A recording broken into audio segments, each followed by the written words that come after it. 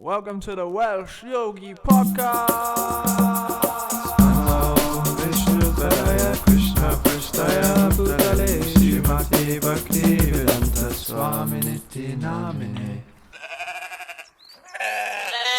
Hi Krishna, welcome to the Welsh Yogi Podcast. Welcome to the Welsh Yogi Podcast. I am Gopal Roy, here with Back to Charlie, and soon we'll be joined by Back to Ben. We're reading from, we're just about to start mantra, Charlie, which mantra is it? 3. Mantra 3 of Sri Upanishad. And so before we get into the, okay Ben, we've started. Nice. Hi guys. So we're going to just start with the invocation after last episode's Halloween special. We had some spooky going ons after that, wasn't it? Oh, yes. We even caught some paranormal activity on camera.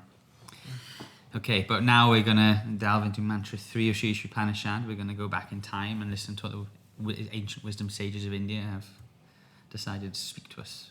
Is that right, Ben? Yeah, so we're going to a place beyond time, isn't it?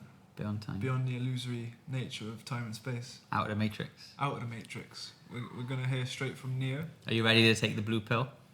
The blue pill keeps you an illusion. All right, well, this is the red pill. We're giving out the red pill readily. Mantra 3, did you say? Mantra 3. Okay, ready to take that pill? Here we go. Check it out. First of all, Om Namo Bhagavate Vasudevaya. Om Namo Bhagavate Vasudevaya. Om Namo Bhagavate Vasudevaya. Asurya Nam Te Loka Andena Tamasharvitaha Tanks Te Pratya Bigachanti Yeke Chatmahano Janaha. Beautiful. Translation. This is interesting. This is. So let me have a look. No, famous by the name. The killer of the soul, or Atmahanaha, the Sanskrit is. Killer of the soul. So Atmahanaha, one who's not endeavouring for self-realization, I guess. Atmahanaha. The Atmahanaha, whoever he may be, must enter into the planets known as the worlds of the faithless. It's called Asuryaha Lokaha. This is the world of the Asuraha Lokaya, full of darkness and ignorance. Purport. So, what's that say, Ben? Explain that. The killers of the soul, whoever they are, they have to go to a pretty bad place filled with ignorance and darkness. Killer of the soul being a person that's like Into the planets known as the world planets. of the faithless. Yeah, it talks about how this universe is like. Obviously, when we look at the sky at night, we see many, many twinkling stars. And it's described in the Vedas that each of these twinkling stars is in fact a planet. It's completely off what modern physics would have you. And there's other planets as well, Yeah, right? and those planets are like the luminary planets, but there's also there's all kinds of planets, and it's described that there's like these 3 systems: the hellish planets, the middle Earth, and the heavenly planets. You know, so like it's kind of interesting. You've got this Christian conception of heaven and hell, whereas in the Vedic paradigm, that heaven and hell is still within the universe. And you have a Middle Earth. The Middle Earth is where we're at now, is a place for accruing karma. For doing, you can do good things, bad things, or you can get into the self-realization. But So there is life on other planets. there's life on all Confirmed? planets apparently. Confirmed. Confirmed. If you Here accept this, first. Yeah. Space cadets, space cowboys going through the wild You know, it's west. common for people to be, abducted by aliens and all sorts of stuff. Yeah, Yeah. You got the Bob Lazar. You're we've talked about that, haven't we? we haven't really got into it so much, but I know. We touched on Bob Lazar, but yeah, That's even just. There's people in America there was like some UFO sighting of all these different people in America at different times, all coming up and saying that they saw this incredible UFO. Yeah. That was you had from all these different places. They say like one of the family, they claim that this bright light came, Yeah. abducted their car. No, that was it. They all of a sudden a light went into the car. They blanked out. I think, anyway, some of the people who said the same experience even recall being on like this spaceship and having these aliens communicate through telepathy. Yeah. And anyway, and then when they woke up again, these aliens put them back where they were in a different place in the car, tried to make it so it was as it was before, but they had the mother and the grandmother switched places. Yeah. So the grandmother, who never drove, was in the driver's seat, and the mother was in the passenger seat.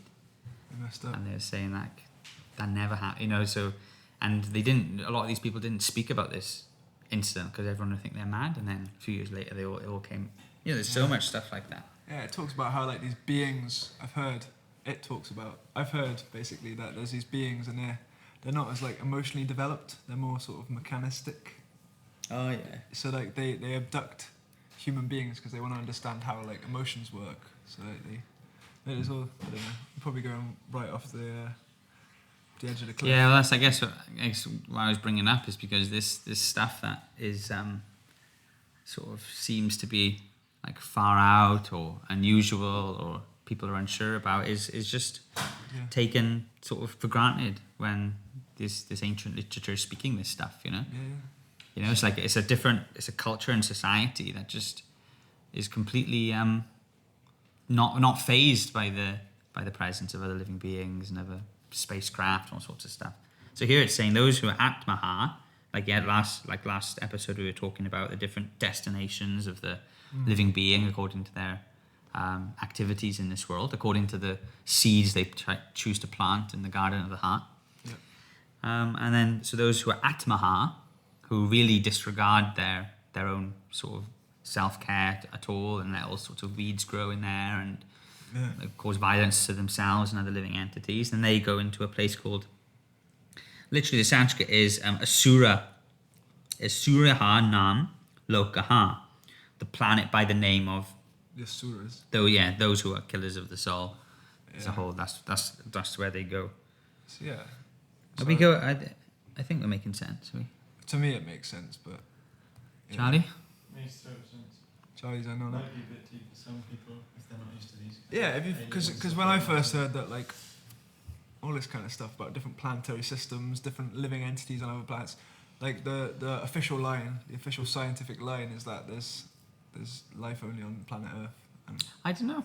Is it? There are probably a lot of contestation. I mean, there's even like only because official government statements admitting like the other. I guess, but what you learn in school, they've only got proof that there's life on this Earth. Yeah. I don't know. I think it's cool so even if you don't believe it, it's interesting just to hear a different perspective, isn't it? Yeah. And that's the thing. What you take as evidence, like here you have a civilization that is speaking to us and is talking about these things, and that is evidence. Now we might, whether people find it difficult to believe or not, that evidence is there, and it's self-evident. So it doesn't, it's not.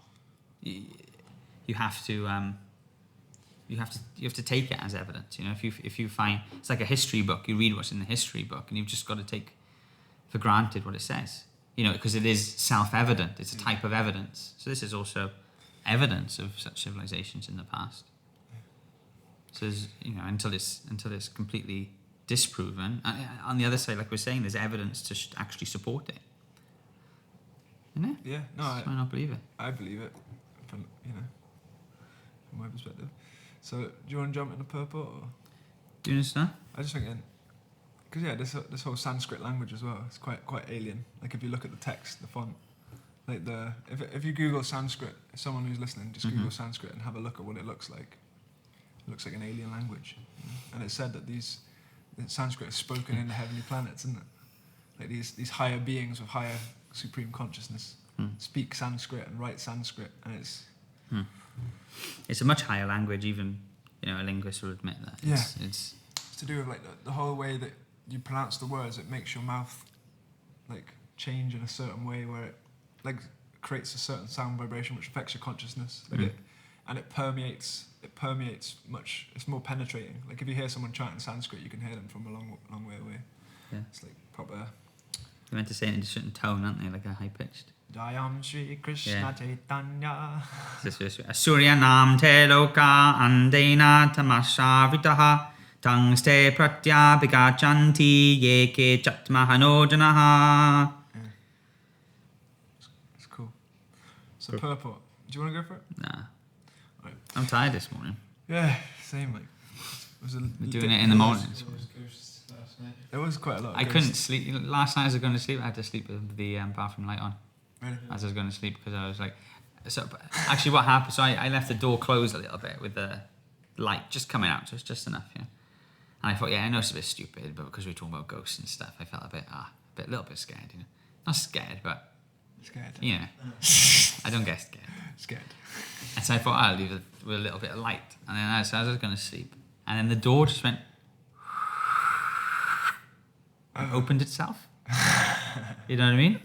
It's a heavy wooden door, Yeah, it is. And there's no wind or anything, because it was, it was in a bathroom with no windows or anything like that. And it just opened itself. Yeah. It's funny how these things happen when you talk about ghosts. Yeah, it Because attracts them. there was this film that came out, I can't remember which one, it was one of these really dark, scary horror films. Pardon? And there's...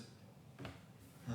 Louder! Oh, louder. There was this film, I can't remember what it was called, but one of these really, really terrifying horror films, and then there was all of these reports that when people were watching it, all of these like really twisted dark, lights were going on and off, and doors were open. In fact, it happened to us. I remember that. I can't remember what film it was. What film is it? Yeah. I can't remember what film. I'll have to look. I'll be able to find Was it The Ring? If I asked my friend, no. Exorcist. My friend is. But we were watching this film, and there was 5 of us just watching this film in the middle of the night, and this door handle goes like that, really slowly moves down as if someone's. And we thought, okay, that's my mum or my gran was in the house at the time, just trying to scare us. And we were all terrified because we were watching this film, and then it really slowly moves back up.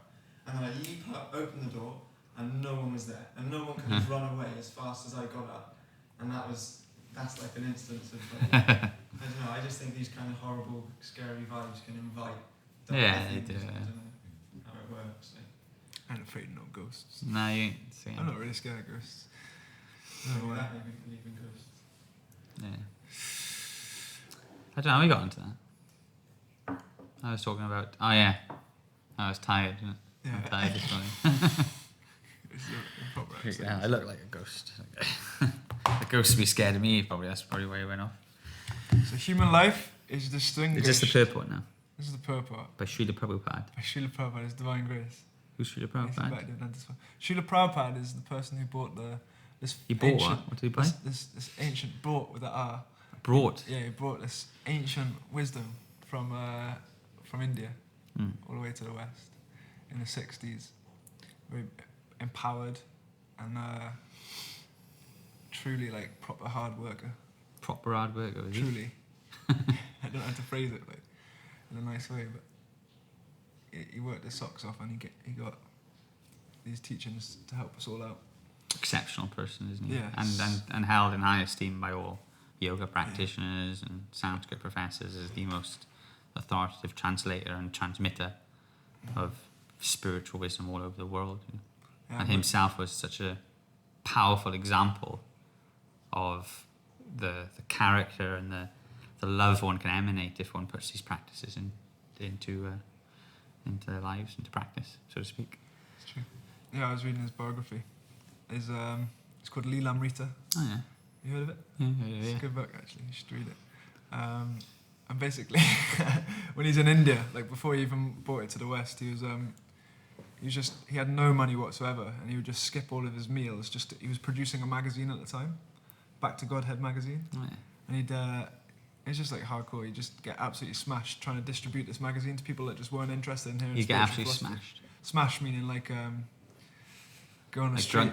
drunk. not drunk. Like he'd be trying to distribute his magazine, Yeah. and just people would say, "Go away. We don't want your God.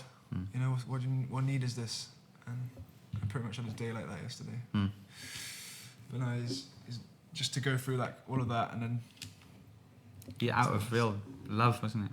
yeah, He was living in Vrindavan and back in especially in the in the 50s and 60s, Vrindavan was such a tranquil place. It was like the place in the world if one wanted to develop spiritual life. A lot of people would, those who are yogis, at the end of their lives, they would retire to Vrindavan because the atmosphere is so sweet and so conducive for what's called bhajan, or deep reflection and meditation on Krishna.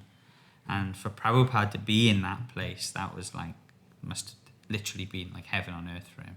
Yeah.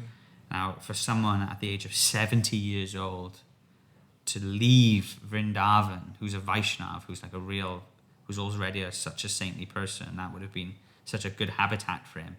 For him to leave that place at the age of 70 and go to New York, to one of the roughest places in New York, on his own, with absolutely no money, would have been suicide.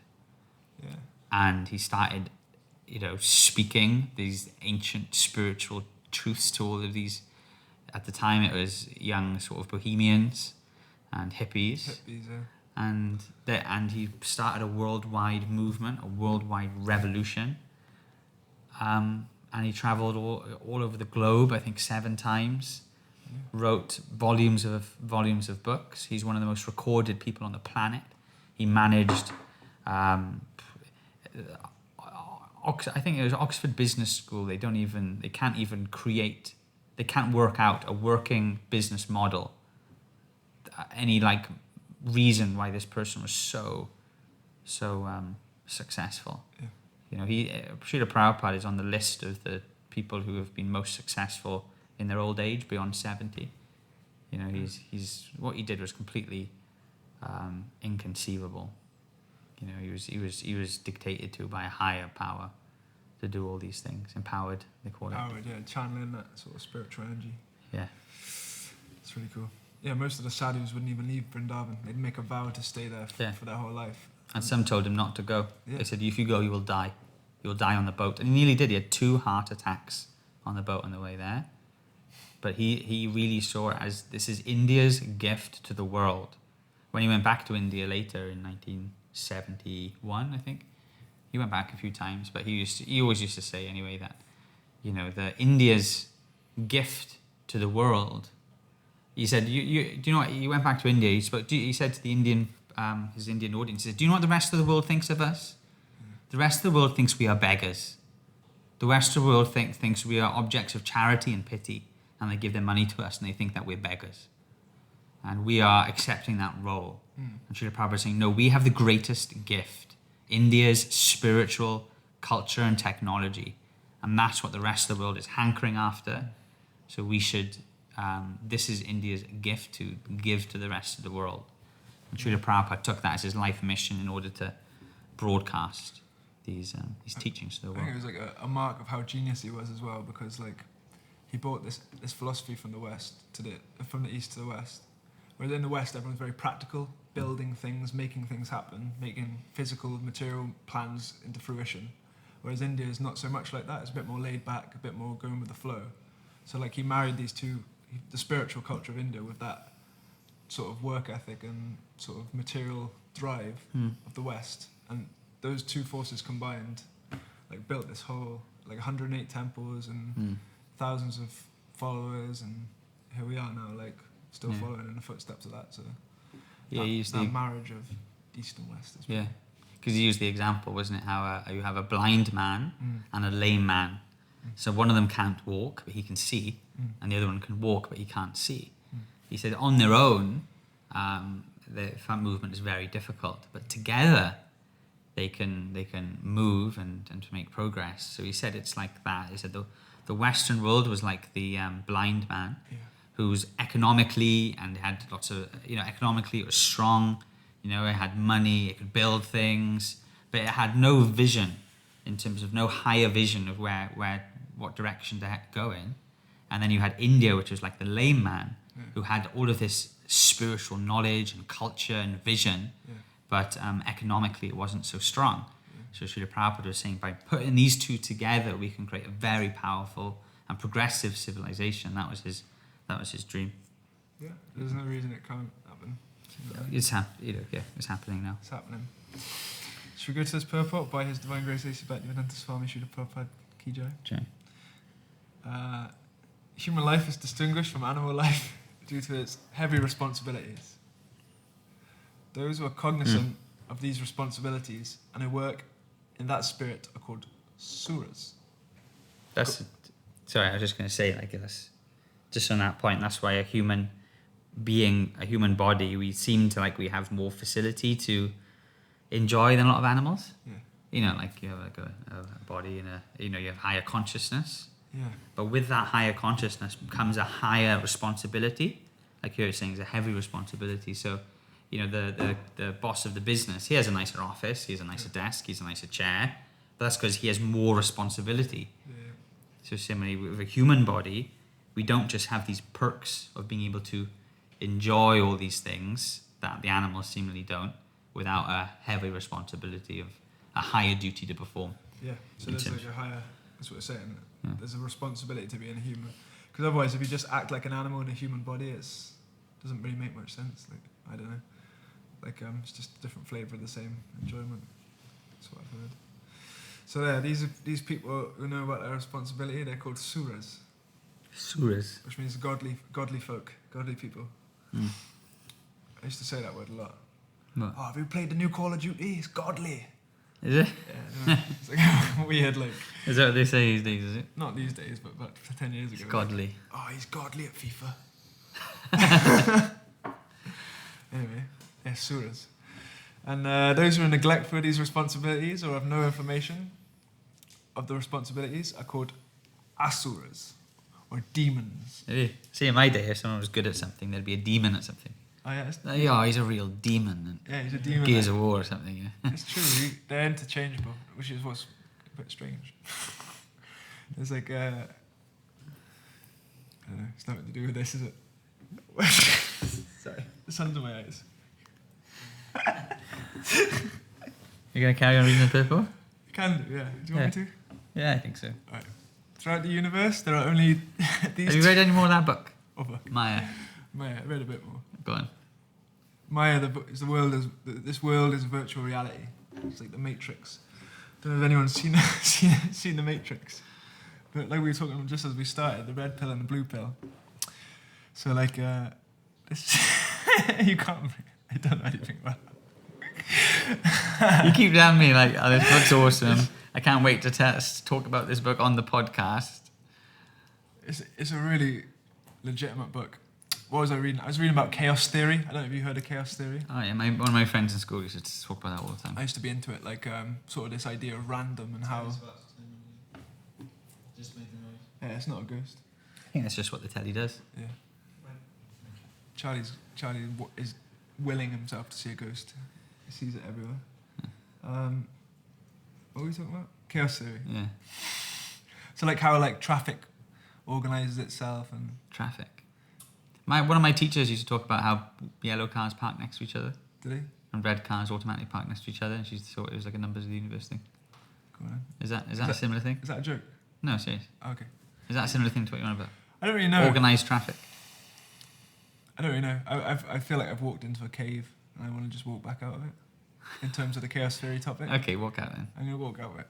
Okay. Carry on reading the purple then. Okay. Throughout the universe, there are these two types of human beings. So the demons and the godly folk. In the Rig Veda, it is stated that the suras, godly people, always aim at the lotus feet of the Supreme Lord Vishnu and act accordingly. It's interesting, isn't it? Their ways are illuminated as the path of the sun. Are as illuminated as the path of the sun. Interesting. So I guess aiming at the lotus feet of the Supreme Lord Vishnu, that's talking about Krishna, right? Because I heard a description of how like Vishnu's like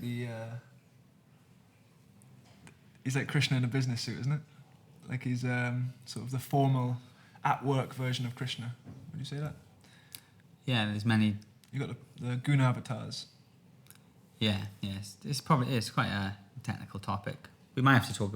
I don't know if we can talk about it now, but it's very interesting. Yeah, if anyone really wants to understand, like what Hinduism is, for example, and what it means by Vishnu, Brahma, Shiva, Krishna, there's very technical truths behind these things. There are probably even a lot of people who I've met people who study Hinduism and they don't have a clue. You know, Yeah. absolutely do not have a clue. The Vishnu. So you have the Vishnu avatars, our Vishnu tattvas, and these are all belong to the category of the supreme or the idea of God. Yeah. And there's only one. There's one conscious personality behind many different sort of forms, and each form might display to a certain degree the completeness of that personality. So Vishnu. So it's like the example for Vishnu and Krishna, for example. The example is given like, say, if you have a judge in a high court, he'll wear his wig and his robes, and everyone will talk to him, "Oh, Your Majesty," or whatever, or Your Honour. Your Honour. "Oh yes, Your Honour. Thank you, Your Honour." But when he goes home, he'll take his wig off and his robes off, and his name's Jeff, or even Honeybum. Honeybum. You know, or Cupcake, whatever his wife would call him. His kids would call him Sugar Plum. Papa or Mama or something. And so is that the relationship is different, and he manifests different qualities according to who he's associating with. The judge does, you know, there's certain more sort of awe and respect is due to him in one role, and in another role there's more intimate of a relationship, which also facilitates more of a loving relationship also. It says the more the awe and reverence is removed, then the more love can actually grow, if that makes any sense. So the more you get to know someone, the more you can love them. So similarly, when it says Vishnu, that is a type, that's a manifestation of Krishna, but who's displaying a bit more awe and it's called Aishvarya, or the opulence of being. Position, Wow, this is God, you know, who has, manifesting extreme sovereignty and power, sort of thing. Yeah. And then, but Krishna manifests much more sweetness, more personal. Yeah, and Krishna, that when Vishnu is fully manifest as Krishna, then Krishna doesn't like love that's weakened by such sense of opulence. If that makes any sense. Yeah, it does. Yeah. So and then you have Ram, you have Shingadev, you have all these different incarnations that manifest different aspects in order to facilitate different kinds of relationships. It's all based on relationship. Yeah. Yoga and spiritual life is all based on different kinds of relationships. And then you have Brahma, Shiva, Ganesh. These are all. Then they are not the same as the Vishnu Tattva. Yeah. But they're like living entities, but they're very empowered to govern different aspects of the universe. It's like you got the Prime Minister in charge of the country, and you got different people in charge of different departments. Yeah. And different it's demigods and gods. Members of Parliament and stuff.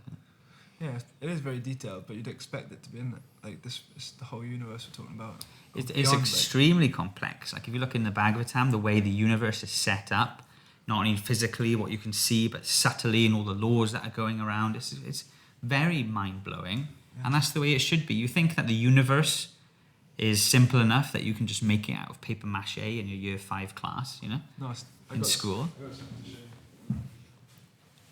you. It's not that simple, you know? Look at this, pal. Oh no. Can you see that on camera clearly? Yeah, just see. What's this called? Does anyone know what this is called? Yeah. It's some sort of cauliflower. You see the complex details. Fractals. You can't capture it if you're listening on iTunes, but it's a cauliflower. If for those of you who can't see, Ben is holding up to the camera a type of How would you Google coned cauliflower. A Roman cauliflower. Where's it come Google from? Roman cauliflower. It's a Roman cauliflower. So it's got all these different spiraled cones, all on a bigger cone. Yeah, fractal basically. So this is a cauliflower. It's called a Romensko broccoli. Okay, it's broccoli, not cauliflower. But I would have said broccoli as well. I said that yesterday. Yeah, it tasted like broccoli. We had some of this earlier. But this is just one vegetable, and it's incredibly detailed and complex. And you can't understand how on earth someone would design this. Like, this is just a product of nature. But think how many books you could write on this one cauliflower, this broccoli. And then you're trying to understand the whole universe. Of course it's complex, isn't it? Yeah. course it's complex. But back Jemima Bajanati, isn't it? There you go. I rest my case. Cauliflower is proof. So, Bring an item A for evidence. yeah, it's true though. It's pretty, it's pretty cool. Should I carry on reading the purport? I think we finished the first paragraph. We can finish it there. Yeah, and we can carry on delving into the mysteries of the universe next episode. Yeah, why not? It's a real pleasure again. Is that okay, Charlie? Brilliant. Charlie's brill. So thank you, everyone. Thanks. We're moving out from Bath today and moving on to our next destination. And I hope you're all safe and well. If you've taken the time to listen to this from the bottom of our hearts, we thank you very much. And maybe we can get in touch soon. We offer some feedback, and anyone who wants to be on the podcast, let us know, because it's always good to have guests and really draw out from the deep experiences that every individual person has when it comes to life. Yeah, Ben. Yeah. Okay, so keep swallowing that red pill. Yeah, keep it on. Listen to it again and again. Hare Krishna. Hare Krishna. Thank you. Thank you. Bhajashikshana Chaitanya Prabhu Nityananda Shri Advaita Gadhar Shivasadi Gaur Bhaktavinda Bhajashikshana Chaitanya Prabhu Nityananda Shri Advaita Radha Shivasari Gaur Bhaktavinda